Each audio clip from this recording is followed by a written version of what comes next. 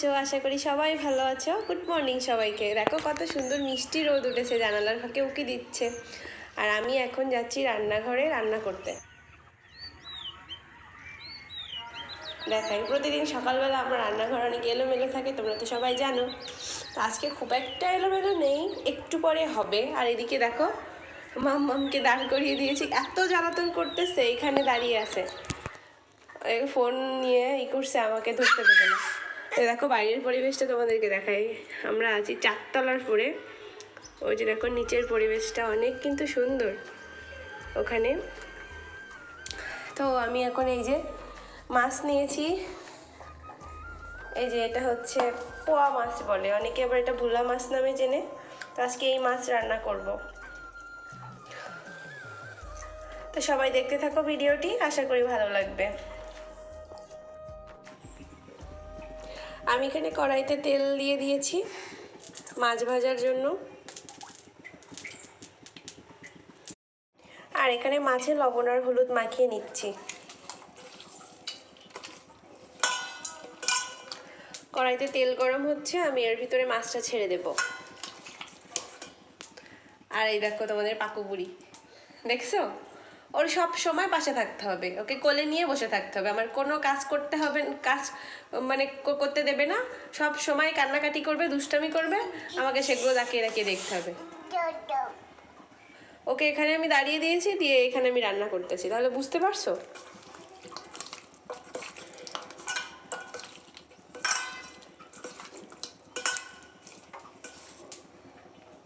মাছ মাখানো হয়ে গেছে, এবার আমি মাছটা ছেড়ে দেব। তেলটা কেন হয়নি, তেল দিয়ে একটু ধোয়া ধোয়া উঠবে, তারপর আমি মাছটা ছাড়বো তেলের ভিতরে। আর এই মাছে আমি একটু সরিষার তেল দিয়ে নিচ্ছি, যাতে মাছটা না ফুটে। এত কড়াইতে মাছগুলো দিলে না চটপট করে ফুটতে থাকে, তখন গায়ে তেল ছিটকে লাগে আর গায়ে অনেক ফোসকা পড়ে যায়। এই জন্য আমি একটু সরিষার তেল এখানে মাখিয়ে নেব। মাছ ভাজার সময় সরিষার তেল মাখিয়ে নিলে মাছ আর ফোটে না, এটা অনেকেই তোমরা হয়তো জানো, তারপরেও আমি একটু বললাম আর কি। দেখুন বন্ধুরা, আমার তেলটা কিন্তু বেশ গরম হয়ে গেছে, তেল দিয়ে ধোয়া ওঠা শুরু করেছি। এখন এই ধোয়া ওঠা তেলের ভিতরে আমি মাছগুলো এখন ছেড়ে দিই। তোমরা সবাই দেখতে থাকো। এই যে দেখো মাছ ভাজছি,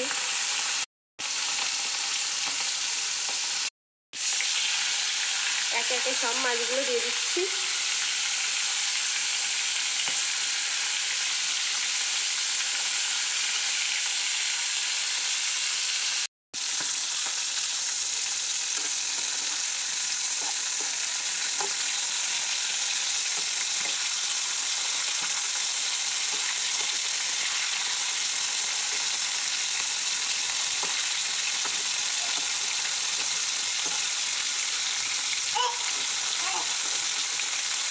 কি হচ্ছে? গালের ভিতরে আঙুল দিয়ে গলা টানতেছো? এই যে কাম কাজ ফালাই দিয়ে তাই কোলে নিয়ে বসে থাকলে সে খুব খুশি। ওদিকে কড়াইতে মাছ, আর এদিকে আমার কোলে তুমি বসে আছে। তোমরাই বলো আমি কি করে পারবো। এখানে আমি সবজি কেটে নিয়েছি, দেখো এটা মাম্মামের জন্য করেছি। এটা সিম আর গাজর দিয়ে ওকে আজকে মাছটা রান্না করে দেবো, কারণ ও তো আবার ঝাল খেতে পারে না, এই জন্য ওর জন্য আলাদা করে মানে সবজিটা নিয়েছি কেটে।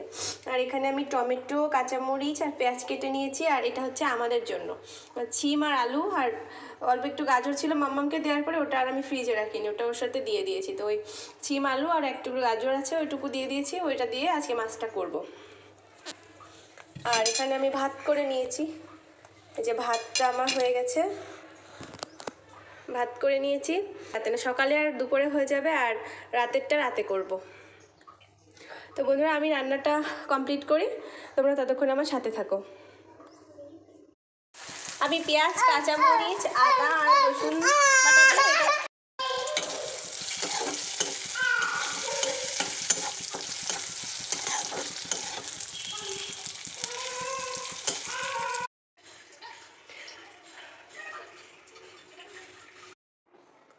তো বলে ফিরে এসেছি আবার। সকালের কাজ আমার সব প্রায় কমপ্লিট, প্রায় না সম্পূর্ণ কমপ্লিট করছি, মানে রান্নাঘরে সব কাজ কমপ্লিট, রান্না বান্না শেষ করে এখন আসলাম। তো তখন তোমাদের সাথে কথা বলতে বলতে চলে গেছিলাম, আর পুরো ভিডিওটা দেখাতে পারিনি। আসলে মামাম তখন প্রচুর চিল্লাচিল্লি করতেছিল আর হচ্ছে খুব কান্নাকাটি করতেছিল আর এত জ্বালাতন করতেছিল যে আমি পুরো ভিডিওটা তোমাদের দেখাতে পারিনি, রান্নার ভিডিওটা দেখাতে দেখাতে চলে গেছিলাম। তো হচ্ছে এখন আমি খাবো, খুব জোর খিদে পেয়েছে। আসলে সকালে সেই 8টার সময় একটু চা বিস্কিট খেয়েছিলাম, 2টা বিস্কিট একটু চা খেয়েছিলাম, তারপর আর কিছু খাওয়া হয়নি। আসলে সকালের টাইমটা এত ব্যস্ততা কেটে যায় না, কি বলবো। মানে সকালে উঠে সকালের খাবার বানানো, আবার হচ্ছে দুপুরে রান্না করা। আজকে তোমার দাদা দুপুরের খাবার নিয়ে চলে গেছে, আর সকালে খেয়ে যায়নি, বললো বাইরে থেকে নাস্তা করে নেবে, আমাকে কিছু খেয়ে নিতে বলেছে। আর এই যে আছে সর্বখাটের কাঁঠালি কলা, তার তো সকাল থেকেই তার পিছনে সবাই দিতে দিতেই টাইম মানে পার হয়ে যায়। এখন মনে হয় ঘুমাবেন উনি, ঘুমের জন্য চোখ মুখ জ্বলাজলি করতেছে। এই যে দেখুন। আর চলো তোমাদের রান্নাঘরে নিয়ে যাবো, এখন কি খাবো সেটা তোমাদেরকে দেখাই। এই যে রান্নাঘরটা পরিষ্কার করে ফেলছি। আসলে কি খাওয়ার টাইম ছিল, কিন্তু আমার রান্নাঘর এলোমেলো থাকলে না আমার খাওয়া, এই জন্য পরিষ্কার না করে আমি খেতে পারি না, খেতে ইচ্ছে করে না জন্য। এই জন্য আগে কাজগুলো কমপ্লিট করে নিই, তারপরে খাওয়া দাওয়া। আমি এখানে দেখো ভাত খাবো আজকে, কালকে একটু রুটি সবজি খেয়েছিলাম রাতে, এই জন্য সকালবেলা একটু ভাত খাবো। এখানে তো মূলো ভাজি নিয়েছি আর আলু ভাজি ছিল, আলু ভাজিটা নিয়েছি, ডাল নিয়েছি আর ভাত। আর ওদিকে কালকের মাংসর তরকারি আছে, এগুলো খাওয়ার পরে যদি খাওয়ার ইচ্ছা থাকে তো খাবো, নাইলে নাই। তো বন্ধুরা আমি এখন খাওয়া দাওয়া করি, আর তোমরা ততক্ষণ আমার সাথে থাকো। আর এখন প্রায় 11টা বাজে গেছে, এই টাইমে আমি সকালের খাবার, প্রতিদিন এরকম সময় খাওয়া হয়, বলো সপ্তাহ এক হাতেই সামলাতে হয়, তার ভিতরে একটু তোমাদের সাথে এই সময় কাটাই, পেরে উঠি না। তো তোমরা সাথে থাকো। হ্যালো গাইস, কী করছো সবাই? সন্ধ্যা হয়ে গেছে সারাদিনের ক্লান্তি শেষে, এখন একটু বিছানায় এসে বসলাম।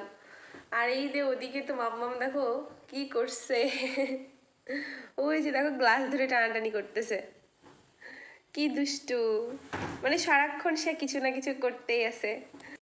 2টার দিকে ওকে ঘুম দিয়েছিলাম আর 5টার সময় উঠছে, 5টার সময় উঠছে, এখনও খাওয়াইনি, এবার ওকে একটু খাওয়াই নিব। চলো ওর খাবারটা নিয়ে আসি। তোমাদের দেখিয়েছিলাম না দুপুরে হচ্ছে ওর জন্য সবজি কেটে নিয়েছিলাম, সবজি আর সেই মাছটা কাটা ছাড়িয়ে আমি এর সাথে দিয়েছি। ওদিকে দেখো চিল্লাইতেছে, আমাকে পাচ্ছে না, রুমের ভিতরে চিল্লাইতেছে। সেটা হচ্ছে এই এর সাথে একটু ভাত নরম করে ওকে এটা দিয়েই খাওয়াবো, মুখে খেতে চায় না, একদমই খেতে চায় না, থু করে ফেলে দিই যা দিই। এই সবজির সাথে আমি আরেকটা জিনিস অ্যাড করেছিলাম, তোমাদের একটু বলতে ভুলে গেছিলাম, তো আমি একটু মুসুরির ডাল অ্যাড করেছিলাম। তো মুসুরির ডাল দিয়ে আর এই সবজিগুলো দিয়ে আর মাছ দিয়ে একসাথে আমি রান্না করেছিলাম, খুব অল্প মশলা দিয়েছি, মশলা বলতে একটু সামান্য জিরের গুঁড়া ছাড়া আর কোনো কিছু আমি এখানে দিইনি। বাচ্চা তো, ওকে আমি খুব একটা বেশি মশলা জাতীয় খাবার দিই না। আর একটু পায়েস ছিল, এই যে এখানে একটু পায়েস আছে, এই পায়েসটা হচ্ছে ওকে ভাবছিলাম খাওয়াবো, কিন্তু মিষ্টি আবার খুব একটা খাই না। তারপরও আগের দিন দেখছিলাম রান্নার পরে খাচ্ছিল, তো ভাবছিলাম এই পায়েসটুকু এতটা হয়তো খাবে না, যতটুকু খায় আর কি ততটুকু একটু দেবো। আজকের ব্লগটা এই পর্যন্ত। ভালো লাগলে আমার চ্যানেলটাকে সাবস্ক্রাইব করে দিয়ে পাশে থেকো। তোমাদের সাপোর্ট ভালোবাসা ছাড়া আমি কখনোই আগাইতে পারবো না। তো প্লিজ সবাই একটা সাবস্ক্রাইব করে দিও, আর সবাই ভালো থেকো, সুস্থ থেকো।